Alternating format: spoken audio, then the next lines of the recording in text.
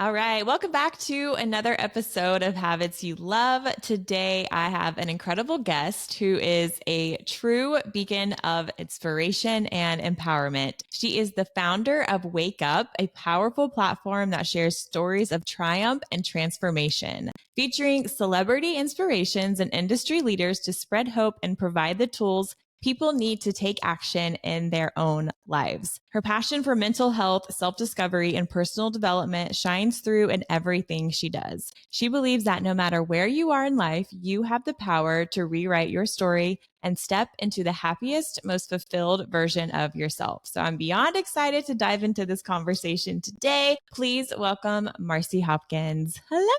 Excited to be here. Thanks for having me. Yeah, me too. I'm excited for just this enlightening conversation and just get a little bit more of your story and have our listeners get to know more about you and your show, which, by the way, just airs to millions of people. No big deal on a CBS, a local CBS television station, as well as Hulu, YouTube, and you have your own podcast. So let's dive into this conversation. So, really, on habits you love, I really like to hone in and shine a spotlight on kind of that pivotal moment where people start to make a turn in their lives and really just get our nuggets and lessons learned and how you got into that point and the shifts you made to get there. So let's share just a little bit about your story. I know there was some maybe addiction, some abuse growing up. So tell us where you are now and how you got into that point. Yeah, wow. I'm pretty old now, so my story is pretty long, but I will tell you that I did endure a lot of abuse growing up. There's addiction that runs deep in my family. Parents were alcoholics, there were abandonment issues. Also, there was sexual abuse. And so there was a lot of difficulty growing up for me. And I did use alcohol for the majority of my life to cope with that. Addiction is difficult. We all have a lot of times an addiction in different ways, whether it's, food or sex, social media, working out, whatever it is. And we're really masking the deeper issue. And so it was October 4th, 2015, where life was crumbling around me. Life looked good on the outside. Married, lived in a beautiful home, lived in a beautiful neighborhood. I did really well in work, very active in the community, but I was really destroying my life by my drinking and the victimhood that I lived in. And it was when I made that hard choice to put down the drink, like it didn't happen overnight. I mean, this was something that I had been thinking about for a long time, knowing and questioning myself, like, is my drinking too much? Comparing myself to other people, right? That's a big thing. Surrounding myself with people that drink like me so I didn't look so bad or feel so bad about myself. But the reality is, in anything that we do, if it starts affecting our life, our relationships, our ability to move forward and be happy, then we need to address it, right? And so I was looking for all these different ways. I was 47 years old and I was 45. How old was I? I was 47. And so I had decided, like, I can't do this anymore. I had ended up hitting my rock bottom. I'd gone on a modeling gig, and at that time I was acting and modeling and doing commercial print and such, and I was using wine as liquid courage. And that very day I had a gig, used my liquid courage, and I went out with a girlfriend afterwards, and I ended up getting a DUI. And I'll tell you, I still felt the victim that day. I still felt like if my husband was around more, if my life wasn't the way it was, if I were happier, this wouldn't be happening to me. And I went to bed feeling a victim and angry. But the next morning, I had an awakening. I knew that I needed to make a huge change in my life. I knew that I needed help. I needed to let down the walls that I had put up around myself and my heart for so long so I wouldn't get hurt and be vulnerable and ask for the help. And so I went downstairs. I asked my husband to sit down with me and I looked at him in the eyes and I said to him, I need help. I have a drinking problem and I need help. And he embraced me. And it was the first time that I felt the love that I'd been seeking all of my life. And in that moment, it was like the weight of the world came off my shoulders, and I was ready to do the work for myself and for my family because I didn't want to lose what I had worked so hard to build in my life. So that's really what created the change for me and that rock bottom. But the reality is that I tell my story and the shifts in the ways that I have changed the way that I think about myself, I think about my life. I've rewired my thoughts and now I'm living the most joyous life. Like I'm hoping that I can reach younger people so they don't have to suffer for so long, get the help before they hit that rock bottom for themselves. Yeah, wow. So 47, you would say, was your like spiritual awakening, your enlightenment moment.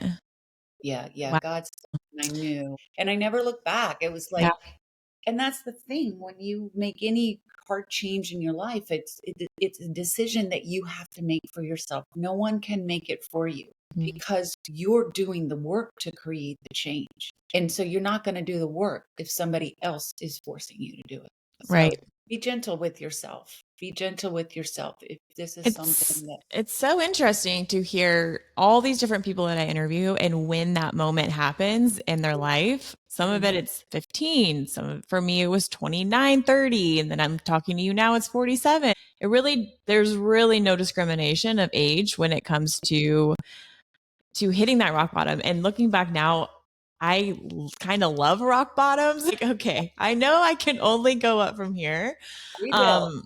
And I just actually released an episode yesterday on like losing things, like how loss is protection for you. And also something interesting that you said, you know, you got the DUI. And I had a friend one time, he was addicted to cocaine. And it's like the moment he was caught, it's like he wanted to be caught in a way because from that moment on, he's like, I never did it ever again the moment someone found out about it. But I didn't have the courage to actually say it myself. So your DUI was kind of like your gotcha moment. Like, okay, you're kind of exposed now. What are you going to do with that? When you're exposed to that, and like you said, being vulnerable, opening up, letting your guard down, admitting you aren't perfect. I think that's a big one for people. Like you don't have it all together, although you might look like you do. You do have problems. Yours just happen to be alcohol. This could be anything. Like you said, this could be overworking. It could be food. It could be any addiction. There's no like, oh, this one's worse than the other. It's just whatever you're using to hide, to mask, to cope is the thing that you need to address and get down to the root issue of.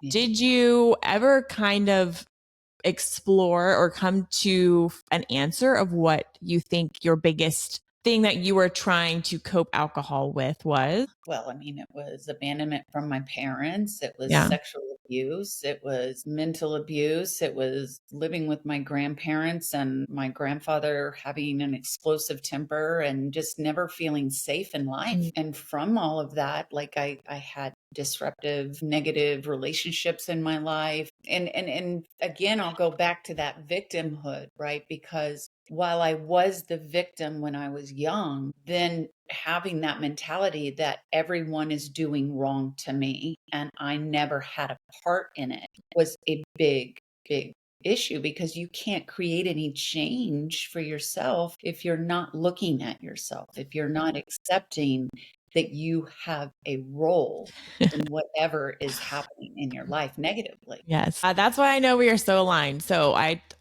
regurgitate my 3 points. I call my 3 A's. And the first one is acceptance of kind of just where you are. Just accept where you are in life. It doesn't Yeah. matter. Just accept it. And the second part is acknowledging. So acknowledging the role that you have to play in your own suffering because no one has you on puppet strings. You are making the choices you're making. You're doing the things that you are choosing to do. And then the third one is that awareness piece. So that's kind of sounds like what you got into is like, okay, now I have to on a daily basis, a moment by moment basis, Mhm. observe the thoughts that come into my brain, the thoughts that you choose to hold on to or just let pass. And then it's that constant daily awareness. So if everyone could just accept where they are, it'd be like, okay, I know that I am doing something or I'm not doing something. That's the acknowledging and then the daily awareness as well.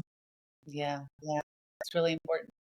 What was the first things you started to implement in that awareness piece? When you had the DUI, you broke down to your husband. What was the Mhm. first thing you started doing? Well, I started going to the 12-step program, and those 12 steps saved me. But what I started doing at home for myself, which this is something that we all can do in our lives. I started praying. I turned myself over to my higher power and became very spiritually connected and knew that I had faith in something bigger than myself, that I didn't have control of it, everything, and I didn't have to. I didn't have to. And then the second thing was I started meditating and moving into a gratitude practice. And so what happens is so often we're like living at this very low vibrational state Yeah. in anger and hate and Shame. jealousy, shame. And when we start to move from a scarcity mindset through this gratitude practice, which every day I would find three things that I was grateful for, and I would put them in a little gratitude jar. And this practice starts to shift the way that you think and view the world around you. So while you may be in what you are experiencing as a difficult time, or you just think it's a difficult time, you can start finding the little things, because we all have so much to be grateful for, but we're always looking for these big, massive things that we think are going to bring us happiness, or other people are going to bring us happiness, or our jobs are going to bring us happiness. But it's really identifying the little things, being in a warm bed, the warm shower that you have, the clothes on your back, or your extremities, your Mhm. cup of coffee in the morning, right? So it's just finding these little things every day and writing them down, solidifying that for yourself. And then when you're going through the difficult times, you can actually even go back and read these to remind yourself. And so you start to respond to life instead of react to life. You start to see the silver linings. You start to see maybe the difficult times in life as a lesson, more like, okay, what am I going to learn through Yeah. this? This doesn't make me happy, but what is my lesson here? Why is this not happening for me? Well, maybe that's not supposed to happen for you. Something else is supposed to happen for you. Mhm. So that was a big practice for me. And it was truly, and it continues to be life changing for me. How long would you say from the moment all that happened, your rock bottom, until you really felt very empowered and that this mindset and these daily tools were actually just a part of you? And I ask this because I feel like it took me years, although intellectually I knew this was the right thing to do. I will say I'm just now in a place where I feel like I have a full grasp on all of that. And I am like so much more able to look at things and like really, because like back in the day, I knew, okay, I know this is a lesson, but I would still feel like so much anxiety and I would still be like, what's going to happen? Be very fearful. But even just again, I'm going to reference my episode about the lost because I talk about this a lot. But now, as years have passed, if I lose something, I'm like excited because I'm like, oh my gosh, what's going to come and replace it? Because everything that I've ever lost has been replaced by something so much better and nothing that I could have ever, ever, ever imagined or gotten myself. And go back to like the higher power is like crazy things will happen like out of nowhere. And I'm like, well, I really wasn't working towards that. And I have no control over that. And then something will come out of nowhere. And so now I just call it my resume of faith of like, okay, I just have full faith in life and I have full gratitude. I might not be exactly where I want to be, but I just am going to enjoy the present moment because I truly have had the craziest occurrences and opportunities and coincidences happen in my life that now I'm like, I'm not phased by it. So, but I will say that took me years and years to get to that point. Although I was doing the work every day, I was still kind of in that like the anxiety of doing the work, if that makes sense. So how long would you say it took you from that rock bottom moment to to get to like that full encompassing empowerment mindset? Well, let me tell you, I mean, it's been an evolution. I'm about to celebrate 10 years of sobriety in October. It took me, it's taken me years to find like real true peace. But through this, I was seeing the shifts. I was trusting the shifts. I was still feeling anxiety through it. But then I knew some of the things that I needed to do through that anxiety. Sometimes we just need to have compassion with ourselves where we're at and just trust that we're doing the best that we can in that moment. And life is always an evolution. We're always learning, we're always becoming better. And just accept that. And I think the biggest thing through all of this is just staying present and taking one small step each day um, towards the progress, whatever that ends up being for you, whatever ends up that life brings you. And if you're doing the work, you're going to be attracting Yeah. positive outcomes. And like you said, like there are so many things that didn't happen for me, or maybe I was trying to rush the outcome so much. So it's just learning to enjoy the journey and celebrating the little wins that make that big win that you are trying to pursue. Absolutely. Mhm. Let's shift over to your show. You obviously have a podcast as well, Wake Up with Marci. I think your background had been in television, correct? And so obviously you started your show. Tell us about that. How did that come about? How did that get started?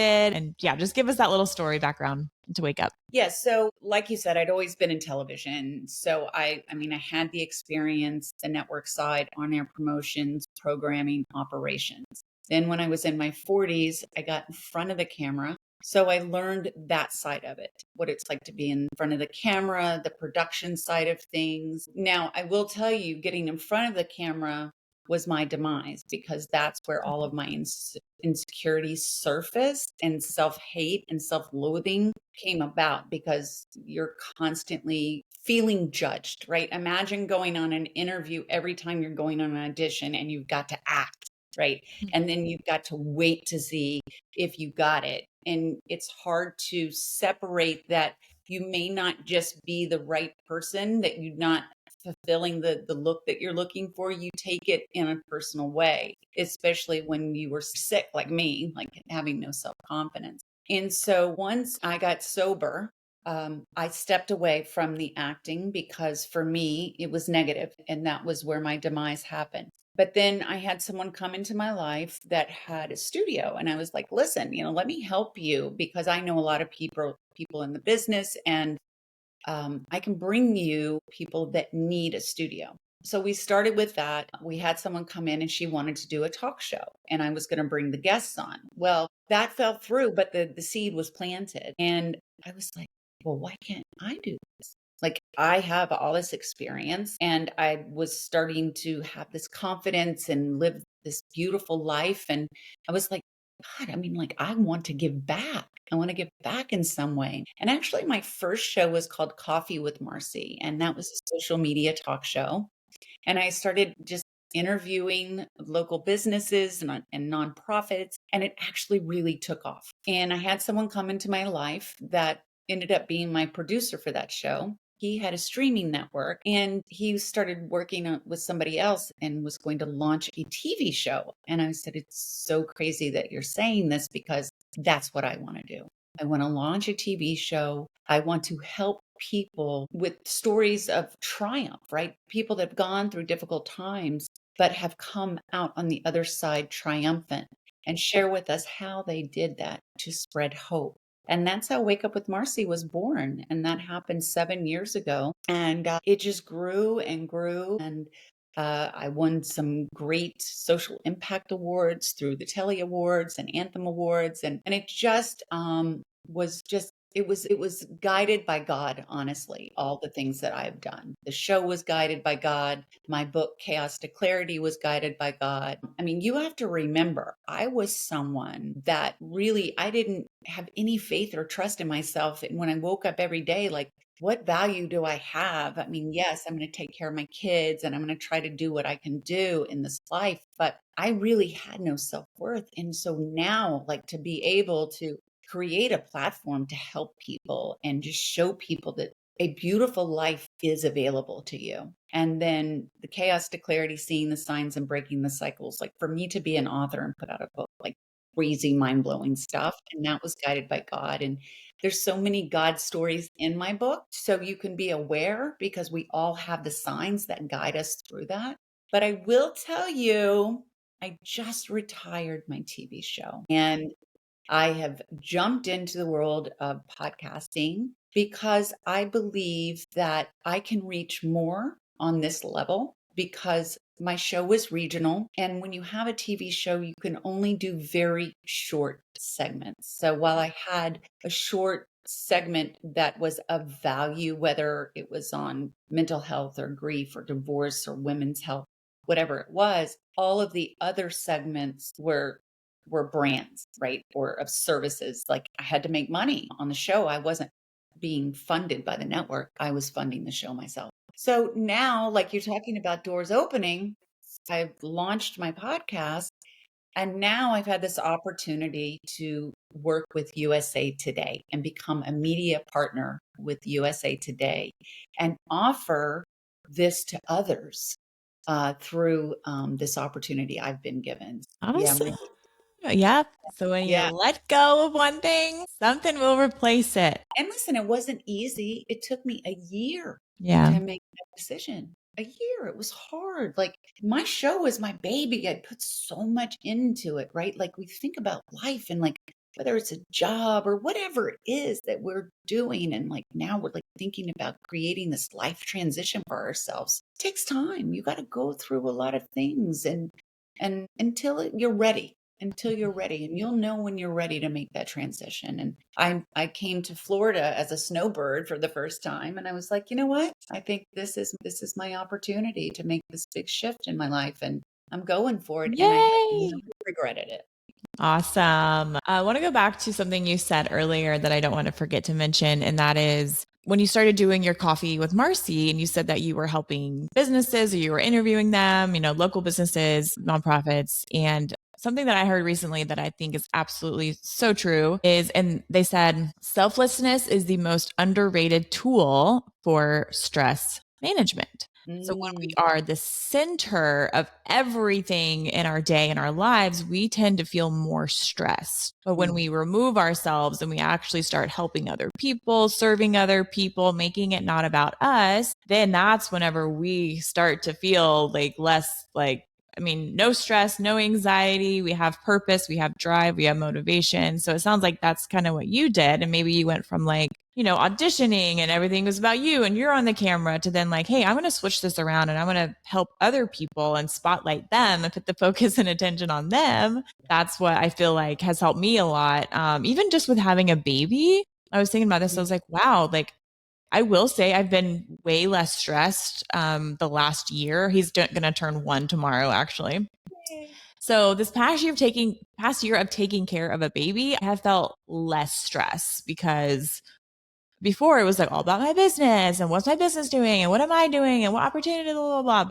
Yeah, I just feel this huge weight off my shoulders after, trying to help other people and not making it so much about myself. So it sounded like that's kind of Yeah, what happened with you. yeah, and it really is a very helpful tool in everyone's life. Like, I don't care where you are, maybe not interviewing people and being of service this way, but if you volunteer, like, step outside of yourself and do for others. And the reward is so much bigger for yourself than it even is for those that you're helping. Mhm. Okay, so Wake Up with Marcy, you have interviewed a ton of people and even had some celebrity features. Can you think of anyone's story that made a huge impact on you or something that you thought really stood out? Yeah. I think it was Patricia Arquette that stood out for me because when she came on the show, we were going to be talking about her new book that had come out. But what I loved is that our conversation was like two girlfriends just talking. And she was very open with me about her drinking and her quitting drinking. And she had shared that when she was on Everyone Loves Raymond, she wasn't drinking, or when she was busy with work, she wasn't drinking. But then COVID happened and she started drinking more. It started in the evenings around cooking dinner and that whole ritual. But then she started drinking more at lunchtime, and it just started really affecting her. Her thoughts became very foggy and her drive was not the same. And she realized, like, I've got to stop doing this. And I think there's a lot of stories out there like that, right? That when we go through difficult times, a lot of times, and COVID was a very difficult one, we turn to something negative. And she just was so open about it. And I really appreciated that. And I think so often, like, people think they're famous or they're doing this or doing that. And the reality, we're all just humans and we're all just going through human stuff. And it was just so refreshing that she was so open about it, and that we're talking like two girlfriends, and I love that. That's the definition of vulnerability.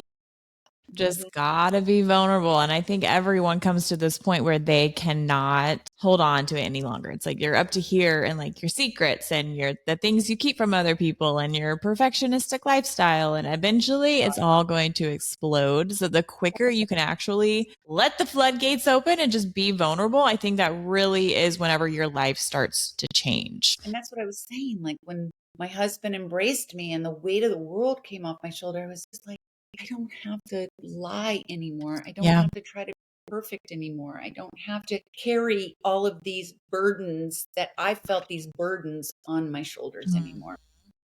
Ugh, so refreshing. Absolutely. So, in your experience, I know you've dealt with this and I'm sure you've talked to a lot of people about this, but what are the key elements that helps someone move from struggle to success in their life? And that could be any sort of success, not just monetarily or financially, just like success over breaking an addiction or success in a relationship, pursuing a business. What do you think are those key elements to take someone from like, oh, I'm never going to get anywhere into feeling empowered and like they're actually on the way to their success? Well, there's some huge things that happen for me, and they're life changing. Okay. So, first off, no matter what you're doing in life, it's so important that we stop looking to others to validate us, to give us approval. It is all within us. And we need to find that approval and self compassion and self love and self confidence and self awareness, self care within ourselves.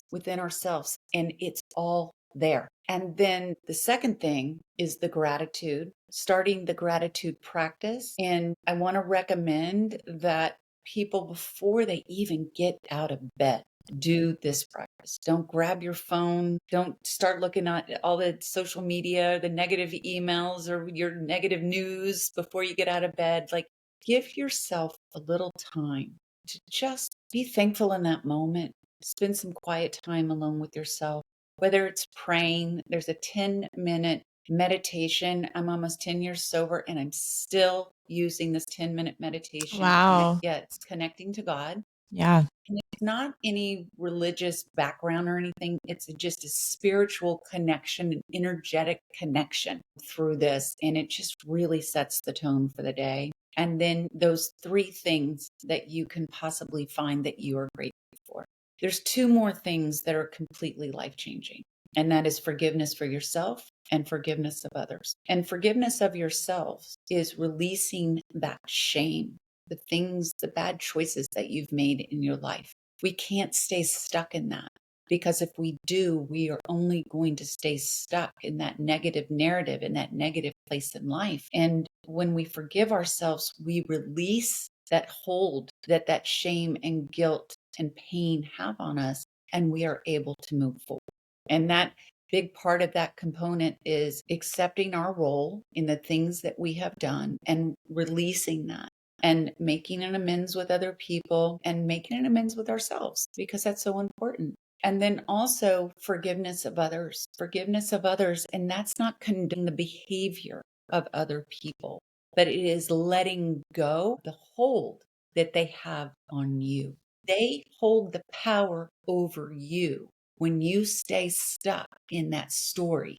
You're telling your friends the story over and over. You're thinking about the story over and over, right? If you keep living in the story, that negative story, that person has complete control over you. And they're not even thinking about you. Absolutely. You're who continues to stay in that. And there's inner child work, there's somatic work, there's many modalities that are out there and even are free on YouTube that we can do to help us reconnect with our inner child. And because wherever that abuse started or wherever that pain started, that's where we stay stuck. And so we have to release that from our bodies and release that from our minds. It stays stuck in our DNA, and energetically, you stay stuck there. Yeah. So funny because I feel like if you listen to any successful person, they will tell you these things. It's like, this is what I do. And yet I feel like people still can't break that barrier of like, no, I'm not going to do that. Like, I'm not going to do that. I know I was like that. I was like, yeah, that's not for me. But it's true. It's like every successful person will probably tell you that they have done all of these things. We have to have gratitude, which, by the way, I kind of want to dive a little bit deeper. And maybe someone does this that I used to do it, which I don't feel like it was working for me until I made the switch. Was I used to write in a gratitude journal, but like I wasn't feeling it in my body. You kind of touched on the somatic piece. I really encourage people to, no matter where you have to do it or when you have to do it, I started really just sitting and like thinking and letting the feelings of gratitude come up to the point where I would just start crying because I was so grateful. Whereas in the past, I would go years and I'm like, okay, I'm grateful for these 3 drinks, close the book, go on about my day, but I really didn't feel it. So I definitely recommend, yeah, like whatever you have to do to really get in tune with those grateful feelings and the gratitude you actually do have, that I would encourage you to do that. Because that's when I really started to feel a shift in my life. It's like, wow, like I'm looking outside, like I am healthy, my family's healthy. Like I really have no complaints. The only complaints I have are things that don't really matter in life, or like just drawing up something to complain about because that's what our human nature wants to do. We tend to draw on the negative or see the negative in things. So anyways, I just wanted to put that little plug in there for gratitude. Just a journal, just writing them down in like a quick 5 second does not always work. Yeah. So I'd say any action, most times, like a habit, you're changing right the way, kind of rewiring your thoughts. Yes. I think that walking out in nature is so important just to reconnect with your higher power and maybe see something that you're grateful for and start to feel that. It all is a feeling and it takes time. And not all of the things that work for some people work for other people. So it's really about finding what works for you. Yeah. How would you describe how you felt before your awakening and after your awakening? I feel like it's like I always refer to my life as like before and after. So, how would you describe how you felt waking up every day to how you feel now? Okay, so well, waking up every day was I just felt overwhelmed. I mean, I'd open my eyes and feel overwhelmed.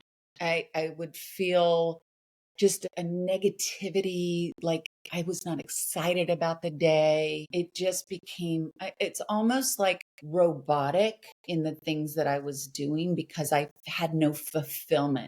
Yes, I love my children. I love my children very, very much, but I was just still so stuck in feeling sorry for myself, right? My husband's always working. I'm by myself. Why do I always have to do everything by myself? My mom's an alcoholic. She's not here for me. Like, what am I doing that can bring some joy for me outside of waking, like working out is like not it all the time, right? When my kids go to school. So it was, I don't know, it just was, it was very heavy. Life was very heavy. And today I wake up excited about the day. I think about, each day as an opportunity, a new slate, new opportunities that can be presented to me. I think of it as a gift. We don't know how long that we have in this earth, and I saw something on social media yesterday about like how many after 50, like how many days we have left, how many years we have left, right? And to think about that, like, oh my God, like, I really need to appreciate this. And I do, but it's when you start feeling this love for yourself first that you start feeling a love for life. Yeah. And yeah. That kind of sounds like, again, like kind of what I touched on earlier is like releasing that selfishness, like being more selfless and not thinking less of yourself, but thinking of yourself less. I think it's thinking of yourself differently, because I think that putting on our oxygen mask first Right. is so vital. Like we give so much of ourselves, especially as a mother. Yeah. And I think that when growing up, I mean, maybe it's different with your generation. When I was being raised, it was always about doing for others, right? And it was selfish to think of yourself. And nobody was talking about this stuff. And society doesn't teach us how. There's no class how to respect ourselves and be kind to ourselves and give ourselves the nurturing that we need so we can be the best for ourselves first, so we can really in turn be the best for everyone else. If we're not living in that resentment and unhappiness, then we are able to be selfless. Because if we're being selfless and you're unhappy, you're living in that resentment. So it's Absolutely. different. Yeah. Yeah. I think so. For habits you love, I didn't realize this at first, but I've come to realize this in the last couple of years. And when I say habits you love, I really want to put the emphasis on you. And then I want to go even deeper and say, who are you? Because I think we could have good habits, but maybe they're not for who we truly are meant to be. So that kind of it makes me want to break down people and be like, okay, who are you? What habits do you need to have, or what you should be doing? Because we could be living a whole other life doing something we're not even really supposed to be doing. And I think for you, you are actually truly living out your purpose and your divine purpose on earth and helping other people do the same. So what was your first like introduction into self discovery? I think you've clearly been doing maybe what you're supposed to be doing, but I think maybe you've just tweaked it now in a way where this is actually what I was meant to be doing. But it's obviously not polar opposite. You're not like, oh, I was a scientist and now I'm doing a podcast. So how can people really start that introduction into self-discovery? Mhm. Well, again, it's getting quiet with yourself. It's meditating. It's allowing your intuition to guide you instead of your head and your thoughts. And you had talked about the negative thoughts. We have so many negative thoughts, and we're only aware of 20% of our thoughts, the 80% in our subconscious. Like, that is what we need to change. So I realize now in what I'm doing that even though I went through such difficult times, and even when I was working at the networks and stuff, it was a hard time for me. It was very hard, but I needed to learn. I was absorbing everything that I needed to. I was going through the muck of life and then recovering, so I then could harness all that I had learned, and then the self awareness, self improvement part, to now be able to fully put it all together and help others. I think a lot of times people don't know how to live for themselves or know what their passions are or are able to discover that. And I'll go back to not thinking of yourself and always thinking of other people's needs. And if you are trying to discover something for yourself on a small scale or a large scale, there's two questions that I'd ask you. What did you love growing up? What do people come to you for? You have gifts. It's just expanding on those gifts. What brings you joy? Maybe it's being in the kitchen and baking. Maybe it's somebody coming to you and saying, "Oh my God, would you make those delicious cupcakes for my son, for his birthday?" Right? Like, maybe those are the things. And at what level you take it, that depends on you. You can either do it out of joy and you are making it and giving it to the elder homes or to those that are homeless, whatever the case is, or you can make a business out of it, Yeah. right? So it's just how much you want out of it. But just remember to sit with yourself and allow yourself to be guided and trust your intuition, and don't allow those negative thoughts to convince you you can't do it, or the people around you. People around you is so vital to recognize that we need to surround ourselves with those that are picking us up and not bringing us down. And remember that if somebody else is trying to convince you not to do something, that is their fear system, and they're putting that on you. That doesn't mean you have to listen to it. We have people that come in and out of our lives for a reason. And this is something that I've talked about on many networks, about releasing the negative people in your life. It's Absolutely. hard. It's hard, Yeah. right? Oh, but oh my God, I've known her since I was 10 years old. Well, is she bringing you value in your life? Or do you don't want to pick up the phone because you know she's going to sit there and complain for half hour on the phone about life and bring you down, and then start complaining about the things that are going on with you. Yep. Maybe you need to distance yourself. And when we take the negative people out of our lives, we allow the space for positive people to come in. Absolutely. 100%. Again, that loss is protection over your life. So don't hold on to the things just because you're comfortable with them. I think if you can let go of something, you create so much space for something better to come along. And Marci, you've clearly made a huge life transition. And not only that, but you've used your story and your gifts and your talents. And actually wanted to quickly say, I think finding your purpose is the intersection of what brings you joy, what are you good at, what are your skills, and then I love the third piece is what breaks your heart. And I feel like that is really like, oh my gosh, that last piece of what breaks your heart is what you should be acting on, I think, and then using your skills to do so. So I think that is the cornerstone of purpose. But tell us just a little bit about what you have planned for Wake Up with Marci. I know you said you retired your show and we're going to maybe dabble in some podcasting, and hopefully that takes off for you. You've kind of partnered with USA Today. So what is your hope and dreams and mission for Wake Up with Marci? Yeah, well, first of all, I just want to say one thing, and that change is uncomfortable, and that's okay.